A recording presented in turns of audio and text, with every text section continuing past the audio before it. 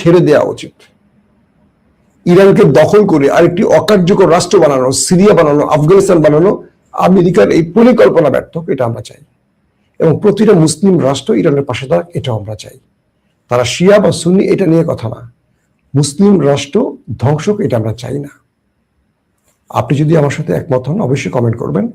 ইনশাআল্লাহ আজ রাত 10টা কিংবা 11টায় আরেকটা বুলেটিন দেওয়ার চেষ্টা করব, এবং সেটা হবে বাংলাদেশের প্রেক্ষাপট নিয়ে।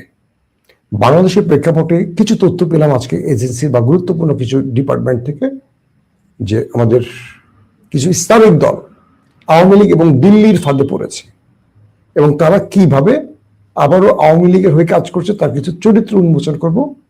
যদি আজ 10টা 11টার সুযোগ সময় ঠিক থাকে অবশ্যই লাইভটি দেখার চেষ্টা করবেন। আমিও চেষ্টা করব, যদি কোনো কারণে অনিবার্য কারণে আমি পোস্টপোন না করি। প্রত্যেকে ভালো থাকবেন। আল্লাহ হাফেজ।